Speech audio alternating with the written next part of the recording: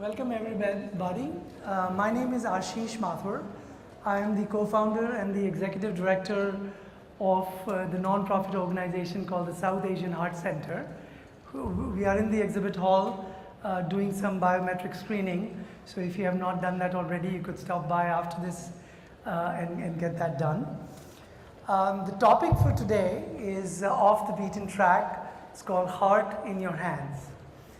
And it's chosen to hopefully at the end of the panel to leave you with one thought, that while there is a lot of hoopla around chronic disease in Indians, heart disease, diabetes, that truly heart health is in your hands and you can do something about it.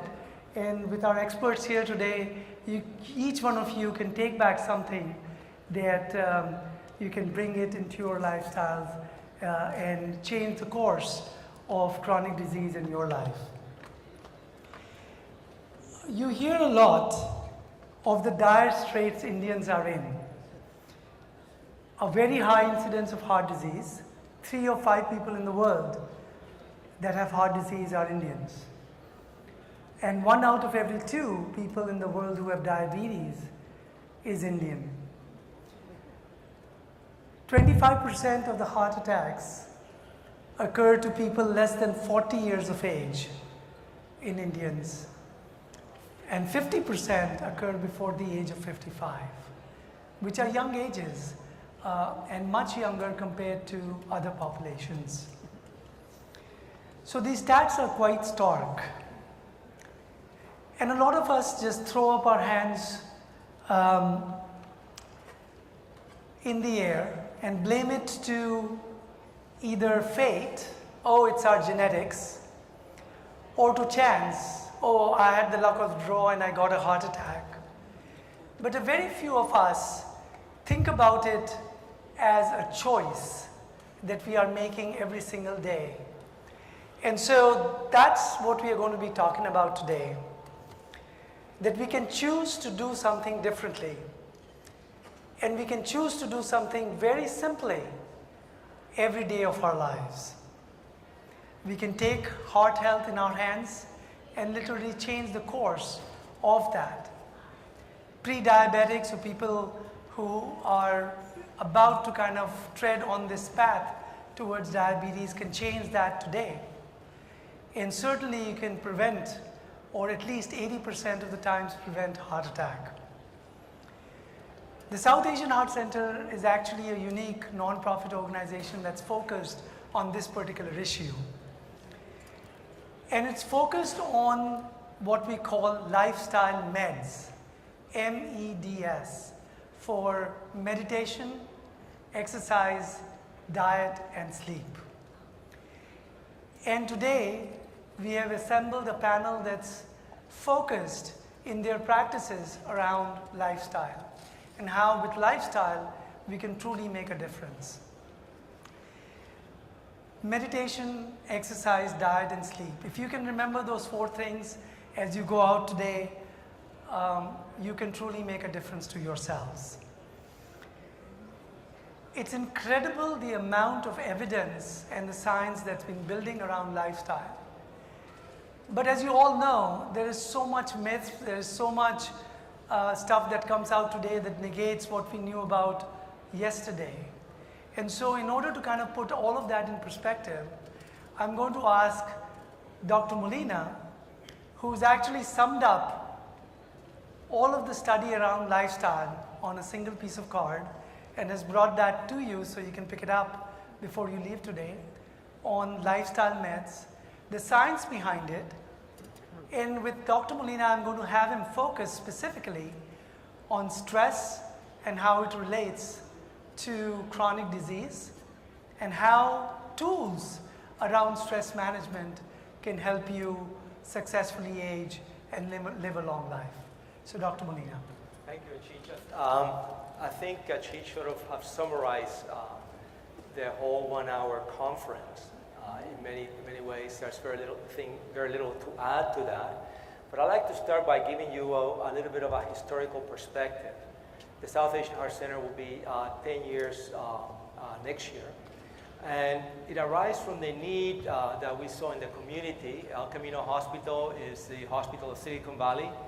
This is in Mountain View, where many of the very well-known international high-tech companies reside. And we were seeing a large number of young individuals coming in with premature coronary artery disease, with the first expression of that disease being a heart attack. So it would not be uncommon to meet a 44-year-old engineer with a spouse and 2 young children in the waiting room having a heart attack without the usual commonly identified risk factors for coronary artery disease.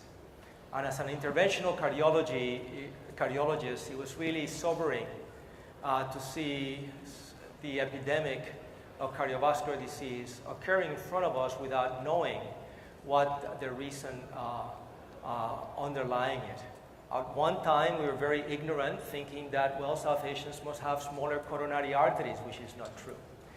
But that led to the creation of the South Asian Heart Center, a center created by the South Asian community with the help of El Camino Hospital for the benefit of the South Asian community.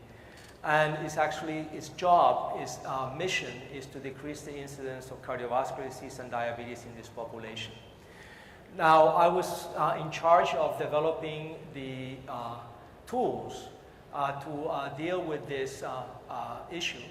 And we created something we call AIM to Prevent, which is assessment, intervention, and management. So we assess in the community what the risk factors are. We then provide intervention, and we manage with heart health coaches for a year. Then the next thing became, well, what to manage, how to decrease the incidence of cardiovascular disease. You go to a physician's office and tests are done, and maybe or maybe not, you will walk out with a prescription for a few medications, many of them statins or metformin for diabetes or hyperglycemia. And we actually wanted to approach it a little bit differently. And the reason is that when we look at the literature, and when we look at 1980, there was a paper that was published, and it actually identified 7 factors that were associated with successful aging.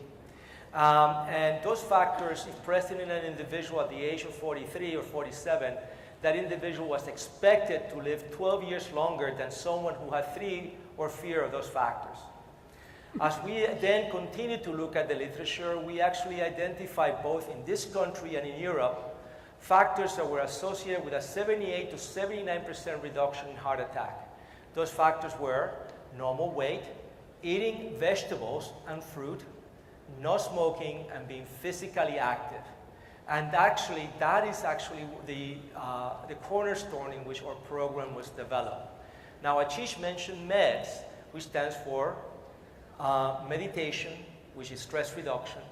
And meditation there is because the literature indicates that there can be a 47% reduction in death, heart attack, or stroke in individuals who have known coronary artery disease who practice meditation or stress reduction in the form of transcendental meditation in this paper, which was published in November of 2013 in Circulation.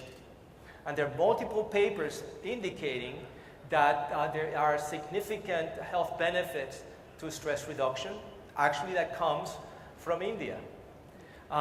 We also recognize that sleep is of great importance. In none of the documents from the American Heart Association, American College of Cardiology, where we get our guidelines, is there a recommendation for sleep.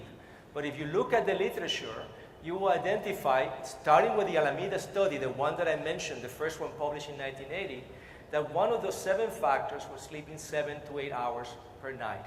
And if you sleep less than 7 hours, that if you sleep 6 hours or less, there's a higher incidence of high blood pressure and a higher incidence of coronary artery disease. And if you sleep more than 9 hours, there's a higher incidence of diabetes and cancer. And those factors have been recognized in multiple studies. So this is not just one paper, but multiple papers. Now, why then stress reduction? Well, we know that if we're dealing with lifestyle management, and if we actually want individuals to have a good, healthy, satisfying sit-down meal, and we're talking there about diet. If we want individuals to be able to have the time and the freedom to pay attention to themselves and to be physically active and to sleep well and to interact with their peers and family in a happy, satisfying way, we have to deal with stress. So how do we define stress? Because stress has many definitions and it means many things to many different people. So at the South Asian Heart Center, we came up with 2 definitions of stress. The first definition is physiologic, and the second definition is psychosocial. So the first physiologic definition for stress, or of stress, is the fact that stress results from the inability of the physiology to maintain balance, steady state, or homeostasis. So some of you, I'm sure most of you have studied chemistry, physics, and biology. In physics, we talk about entropy. In chemistry, we talk about steady state of a reaction. And in biology, those same topics, those same principles are known as homeostasis. And that is maintaining the physiology at a steady state. That is a steady temperature, steady pH, etc. And that's actually one very good workable definition, because when someone is no longer a steady state physiologically and has been affected by this inability to maintain that balance, then that individual is not at ease. That individual now is suffering from a disease. So you feel well, then you feel poorly. You feel cold, you feel hot. You feel hungry, you have no appetite. And that actually is sort of the misery of illness. Then the next definition is the psychosocial definition. And actually that is when the inability, when an individual or an organization lacks the know-how, the intelligence or creativity to deal with a challenge, then stress results. That could be the inability or the power to deal with a time constraint, to deal with a schedule created by some other entity or some other individual. It can be anything in which you do not have the capacity to come up with an answer. And that's our definition for psychosocial stress. From the InterHeart trial, we know that psychosocial stress accounts for about 32% of all heart attacks. That is, if you were to eliminate psychosocial stress from the equation, you would expect about a 32% reduction in the incidence of a heart attack. So at the South Asian Heart Center, which is actually the center for the community, we then pay attention to these 4 things. We pay attention to stress, and we do this by culturing the physiology through meditation. And then that is followed by having a good exercise routine, good diet, and good sleep. Thank you, Dr. Newman. We'll come back to this. We'll come back to this when we do the Q&A at the end. In the meantime, and Dr. Molina was supposed to introduce himself, and he didn't, so I'll do so for him. Dr. Molina has had his medical degree from Yale and Harvard, and he did his residency and fellowship at Stanford. He's a practicing cardiologist, and he's the medical director for the South Asian Heart Center and a co-founder with me. We're going to switch to Ron Sinha now. Ron is the popular author of this book called The South Asian Health Solution. Some of you, have you read this book? Anybody? Show of hands? Okay, a few of you here.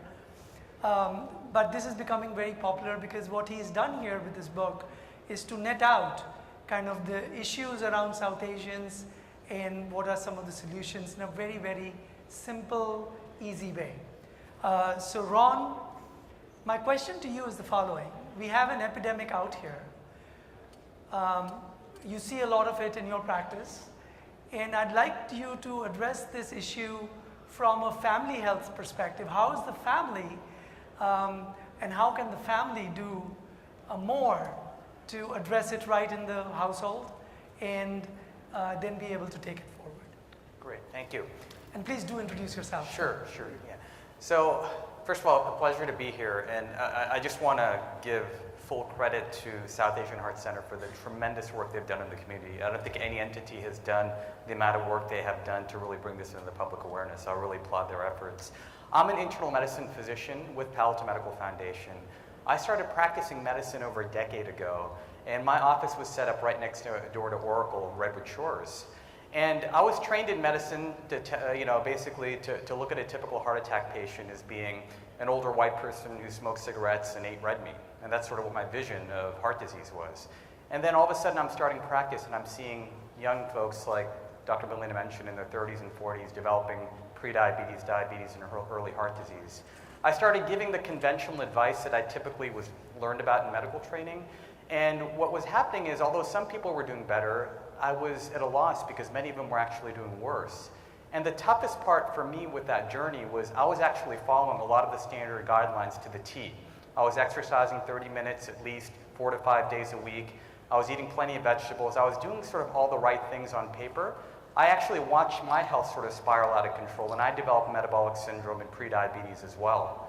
So to me, that was a huge turning point in my life because I realized that if I'm preaching this information, but now I'm watching my body go through these changes and I'm not doing something right. And I wasn't just exception, I was giving the same advice to several patients and they were suffering with the same sorts of conditions. So that's where I sort of started my journey. We developed a website through my medical group called Prana to really deliver health education information to South Asians because that was really limited. As you know, you're probably all familiar with the Mediterranean style diet, which is the cornerstone of really healthy eating. But a lot of us that are Indian, it's very difficult to eat a Mediterranean style diet. You can apply the principles, but the resources we had at that time were very limited. So the website became the first evolution. And then we actually developed a medical consult service because our colleagues were really stuck with how to treat patients appropriately. So we started doing physician consultations. And as I did those out in the corporations and the community, that's when I sort of got the idea of writing a book that I can take out to the community as well.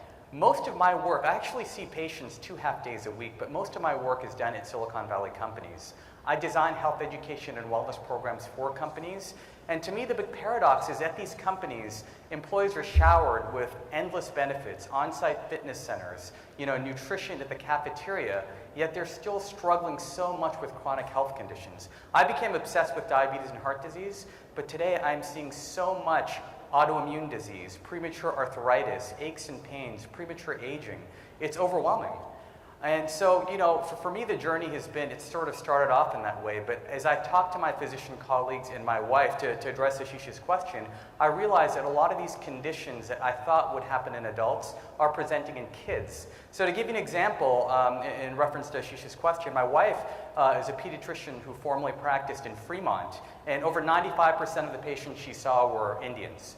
And she was overwhelmed in medical training. She was never taught about what lipid disorders. She never really learned about type 2 diabetes because kids were not supposed to get it.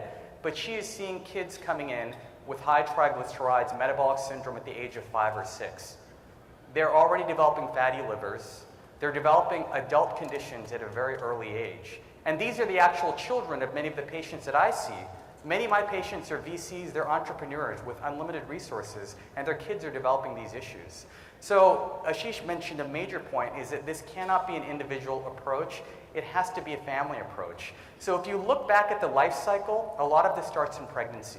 I go out to companies and now I'm giving talks on gestational diabetes because gestational diabetes, which is diabetes during pregnancy, is an absolute epidemic. And it starts when a woman becomes pregnant and maybe the mother-in-law or the mom flies in from India with all the best intentions, but then they start overfeeding these moms because they need to fatten them up for a so-called healthy pregnancy.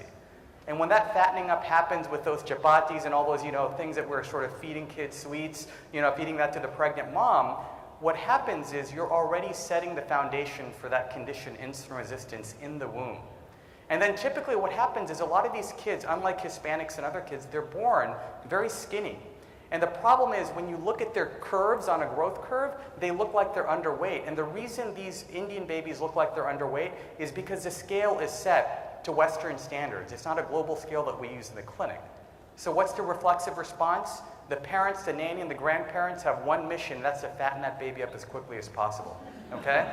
And what happens as a result of that, and there's tons of studies to show that, is if you overfeed a so-called underweight child or baby early in their life, you have already set the seed for future diabetes and heart disease risk. Now, it's not irreversible by any means, but it already sets those wheels in motion. And that's when you have to really start intervening early on.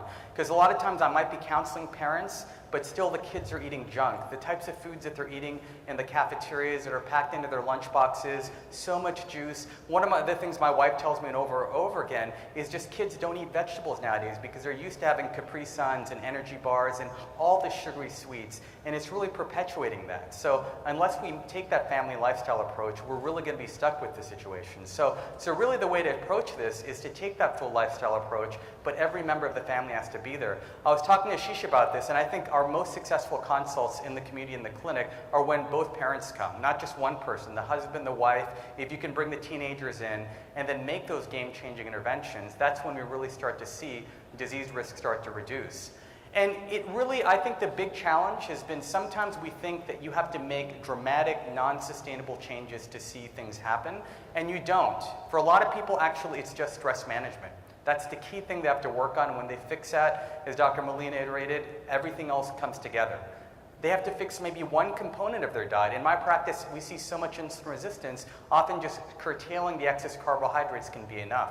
Adding the vegetable, these simple things can make a dramatic difference. And in the theme of today's talk to finish, the heart in your hands, many of my patients come in and tell me, you know what, my mom had diabetes, my brother had diabetes, for me it's just a matter of time before I develop it. But I'm going to tell you absolutely not. In over 90% of my patients, if they follow the right lifestyle guidelines, they become the one person that did not develop diabetes. So I tell people don't use genes as an excuse. Really, almost everyone has the potential to reverse a lot of that malady that they think they've inherited in a fixed fashion. What we've really inherited is maybe we've inherited genes, but the cultural lifestyle patterns, the sedentary behavior. So last thing I want to say is with our kids, let's really pay attention to the way we're parenting kids, because we are overstressing them. My wife often will talk to 6, 7-year-old Indian kids in Fremont, and she tells the parents to step out of the room, and often they'll break down in tears because they're overwhelmed with how much enrichment they're doing. The competitiveness here in the Valley, no exercise, no time for outdoor play, constant production. All the things we enforce upon employees in the workspace are being enforced upon kids, and they're becoming very sick. Stress is a major issue. So if we do everything for our kids, so if we're not going to do it for ourselves, if you can use your kids as a lever for lifestyle change, I strongly encourage that. Thank you, Ron. Thank you.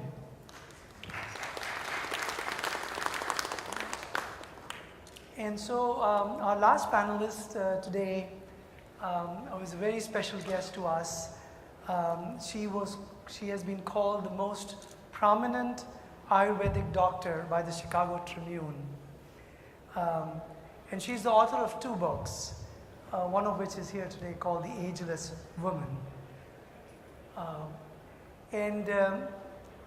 What she brings to the table is something that is an age-old practice of our culture, which is Ayurveda. And it's incredible the principles of Ayurveda that are actually being researched today and how much of evidence is born today. So I thought that Nancy could talk about shedding some light on this whole issue and how Ayurveda brings in the components that we lack. And many of you have questions about.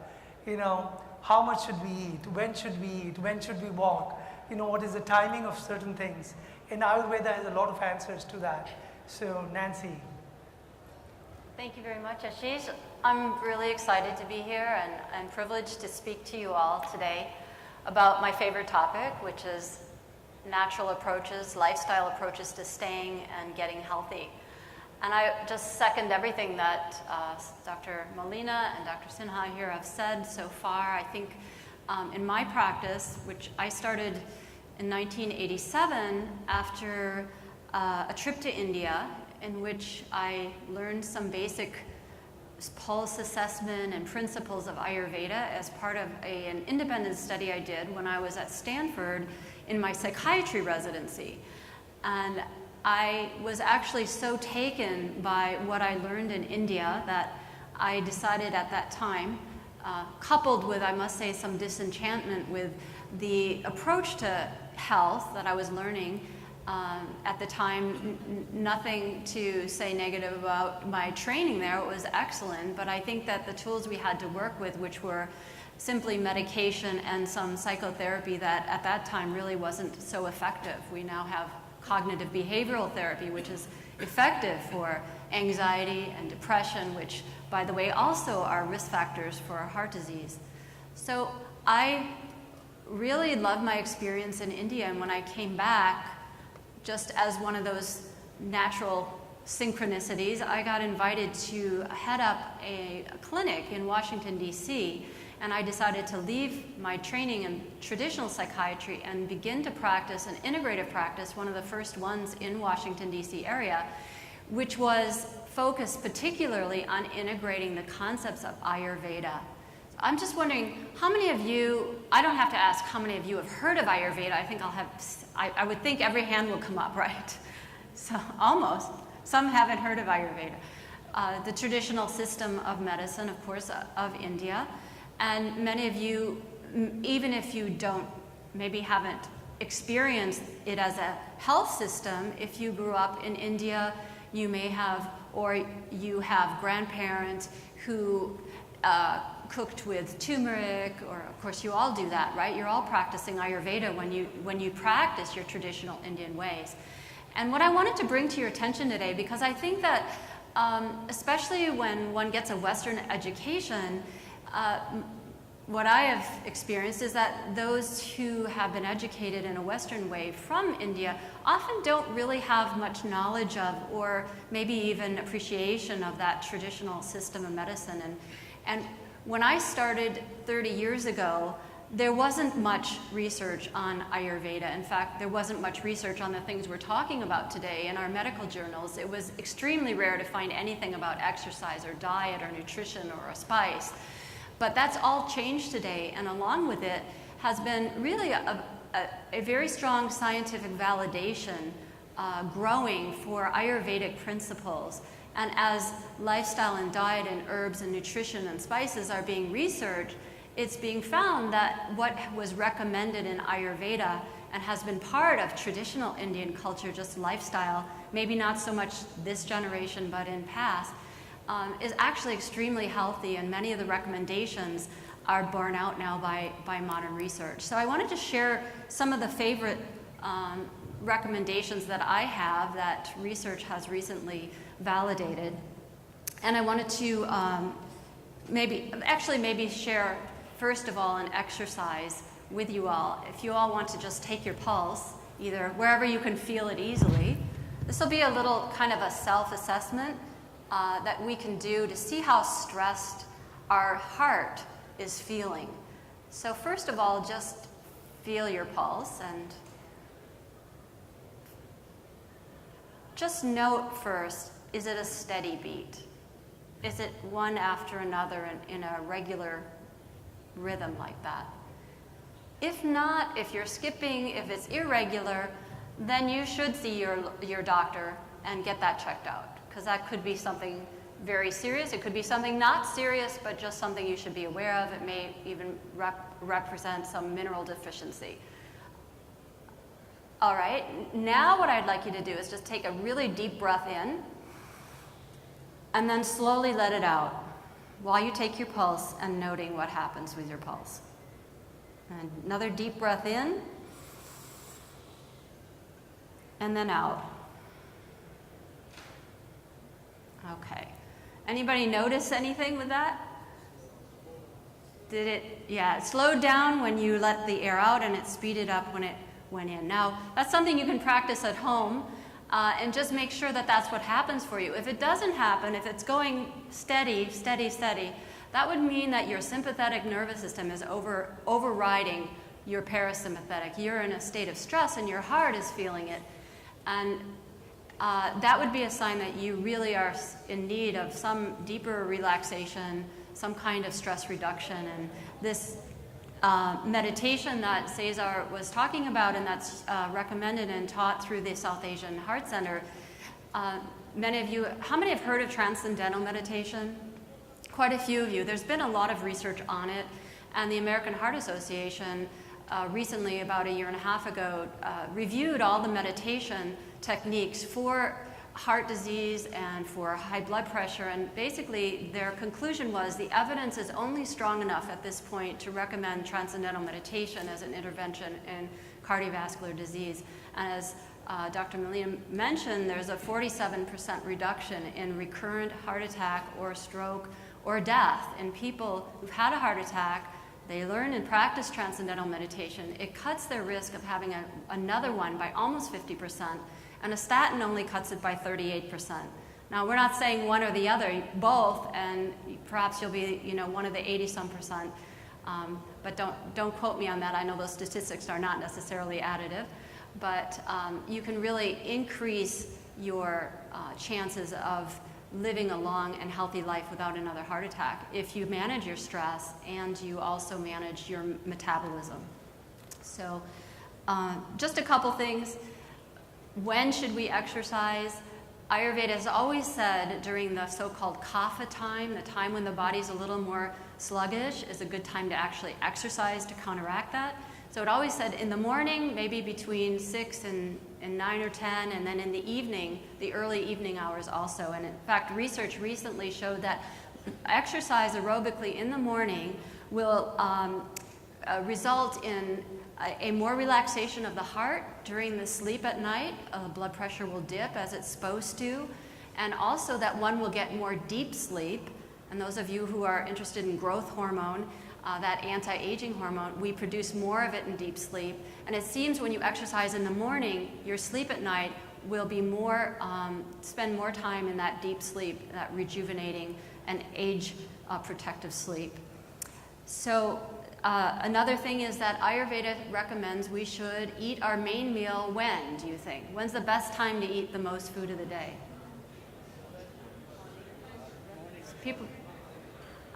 Whoever said lunch is right. That's the time when our digestion is strongest, and we should also have something for breakfast. That also seems to prime metabolism for the day. And if one eats one's main source of calories, or the majority of the calories of the day, before 3 p.m., a recent article in International Journal of Obesity showed that you will lose weight more easily and more quickly and keep it off more effectively than if you eat the majority of your calories after 3 p.m. So in closing, I just wanted to hold up this little prop that's available over at the South Asian Heart Center booth. This is a lunch box, or maybe we should say a lunch bag.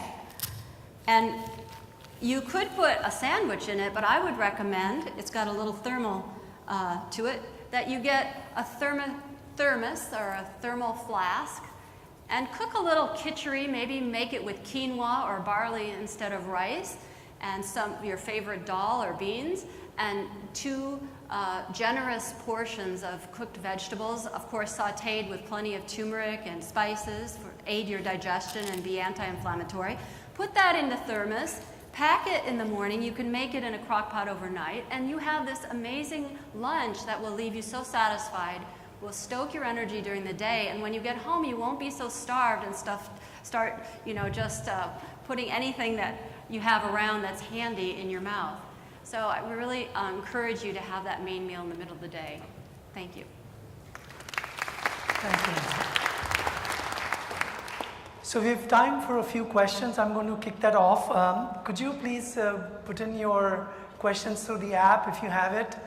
Because then that'll be the easiest to do so. But I'll start it off actually with a question for Dr. Molina, since he talked about lifestyle meds. There is mass confusion about what to eat. Could you tell us about some of the anchors in your research of nutrition as to what it needs to be? So many times when we talk about diet, we talk about restraining ourselves. We talk about tapas, meaning we talk about not eating this, not eating that. So in our tradition, in allopathic Western medicine, we have a big list of the do-nots. But when you look at the science and when you look at the research, actually most of those do-nots do not appear to be of any statistical significance. But it is the do's that actually are of benefit. And the do's are very simple. And actually they fit in an index card, and it's there. First of all, it's best to eat freshly prepared fresh food. Number 2, it has been shown that if you have 2 fists, which is 2 cups or 4 servings, since none of us humans walk around with a cup or a serving, but most of us have a fist, 2 fists of cooked vegetables per day, 1 fist or a fist and a half of fresh fruit per day, 30 grams or 12 nuts daily. And if you're not vegetarian, 1 or 2 servings of oily fish per week. So what does that do? Well, if you have 30 grams or a quarter cup of nuts per day, you're expected to have a 30% reduction in the incidence of stroke right off the bat. If you have 2 fists of vegetables and fruit, you're actually expected to have about a 29% reduction in cardiovascular events. If you have oily fish, 1 serving of oily fish per week, you're expected to have a 48% reduction in the incidence of macular degeneration in your lifetime. And those things are all additive, and they taste good. And if you want to add a little bit of chocolate, then you can actually also decrease your risk of having congestive heart failure by 24%. So these are the things that we're talking about. They all taste really good. For example, let me just give you another example. If there are some of you who are genetically inclined not to like vegetables, and this is a problem that we have had at the South Asian Heart Center, and that we have recognized that even though there's a vegetarian culture, it's a non-vegetable vegetarian culture, not vegetable consuming vegetarian culture. And this has been published by Joseph and Joshi from the InterHeart trial. And it may be just because of some dislike of the bitterness of vegetables. But if you steam those vegetables, you add a nice serving of olive oil. 2 tablespoons of olive oil per day is associated with a 40% reduction in the incidence of diabetes. You add a little bit of Parmesano, which is salty, and will get rid of that bitterness of the broccoli or the cauliflower that you don't want to eat. And then maybe a little bit of balsamic vinegar or lemon. And actually, I'm salivating. I guarantee you will taste good. So that's the kind of stuff that is sort of easy to do, and it actually tastes good. And it's not that we are asking you to live a little longer, a life in which you're suffering, but actually it's a longer life in which you're having a good time. So that was it. So 2 fistfuls of vegetables, 1 fistful of fruit, and 12 nuts, and no sugar drinks. Yeah. Okay, so the other question, this time to Ron. Can you talk a little bit about stress? Is it truly toxic to the mind and body? So, I'll tell you, I didn't have a background history as eloquent as Dr. Molina with transcendental meditation. And my dad used to meditate a lot, and he said, Ron, you got to meditate. That's what's going to get you through med school. And I didn't really pay much attention. But I have to tell you that here in Silicon Valley in my practice, I'm starting to see a group of patients now, both Indian and non-Indian, who exercise 5 days a week. They follow every guideline. They eat healthy. Many of them have read my book, and they're following everything to the T. And often they're coming in with heart disease. Their cholesterol, everything is fine. So I'm seeing a rising incidence of heart disease that is related significantly to isolated cases of chronic stress. And because I measure biomarkers like inflammatory markers in the office, like C-reactive protein, often patients are eating an anti-inflammatory diet and it's having some benefit. Maybe their exercising is having benefit, but it's not until they actually take control of that stress that the inflammation marker goes down. So I'm thoroughly convinced about that. So it is having a toxic effect with heart disease, and a lot of women that I see. So I have a growing number of patients in my practice that are women that can't lose that weight after pregnancy. They've read my book, they're following guidelines, they've been everywhere, and they don't realize that it is stress, the cortisol itself from the chronic stress, that is causing their body to actually retain body fat. And until they actually, many of them are exercising too hard. Actually, there is a threshold when patients are leading a high-stress life and they're over-exercising, for women in particular, their body will not let go of fat at all. It's only when they actually taper down to yoga and meditation and just walk, for God's sake. Our grandparents didn't do boot camp, right? They didn't do like crazy aerobics and stuff. They just walked outside. Many of them are vitamin D deficient. So really getting in touch with, I was talking to Nancy, all we're really trying to do is get you in touch with your ancient wisdom that many of us have. My patients ask me such specific questions. How many cups of rice? These are great guidelines, but our grandparents didn't have those guidelines. They knew based on intuition when is the right time to eat, when do you really make these changes, and really make stress a #1 priority for yourself and your kids as well too. Thank you, Ron. And a question for you, Nancy. And since you are, practicing this integrative approach, what would you say is the best way to combine modern medicine with the principles of Ayurveda? Thank you for that question. I think it's an issue that every one of my patients and myself deal with every day, because I do have patients who come to me primarily because they want something natural, but they also want a practitioner who is a physician, who understands their Western or their modern medical history and profile and can guide them in that. And I think the best way is that you make the foundation of your preventive lifestyle using all the tools that are being discussed today. And I think the thing about Ayurveda is it adds another dimension of personalization that is not yet there in our current technologically based medicine. The concepts of your individual body type. There's a great book called Total Heart Health by Robert Schneider, who's a physician who's actually done most of the research on transcendental meditation, over $20 million worth of NIH grants. And he wrote this book which talks about the Ayurvedic understanding of heart health and heart disease, and that there are basically at least 3 types of heart disease based on your dosha or your body type. A Vata type is somebody maybe who's like Ron was saying, they're doing everything right, all of their biomarkers are good, but they're really highly stressed, maybe they're even thin. That person may be suffering more from the Vata type of heart disease, whereas somebody who's overweight, metabolic syndrome, or diabetes, they've got the Kapha type, and their diet may need to be different than the other first person's diet to some degree, maybe some refinements about how much oil for each of those versus and which spices or which kinds of vegetables will be better for them. So I think that Ayurveda adds that personalization, and integrating it is, be balanced. It's not just one thing. And I have some fanatics who don't want to do Western medicine, and they usually end up, not doing very well, not doing as well, especially if something more serious hits them, or they deny their blood pressure, they won't take a medication, and they continually, just try with diet and exercise. And if it's not working, I just tell them, look, you have to take this is preventive. And if they don't, they often end up with a stroke, and it's very sad to me.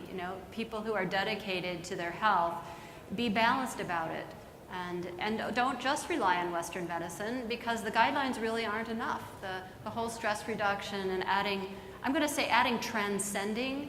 I think that's the difference with transcendental meditation and something maybe like mindfulness-based stress reduction, which hasn't been shown to have the same effects on the cardiovascular system, is that transcendental meditation is a very direct technique which brings the mind to a very quiet inner state, and that creates the deep rest and reduction in peripheral resistance, lowering of blood pressure, stress, sympathetic tone reducing, cortisol, the stress hormone, going down. So I would encourage you to take the best of all these knowledge bases and have somebody, you have Dr. Sinha and Dr. Molina here, who can guide you in how to do that safely and efficiently. Thank you, Nancy. So we're going to end the panel right now, but I know that there's many more questions in the audience. All of these physicians will be available outside for you to talk to. Ron has some books in case you're interested.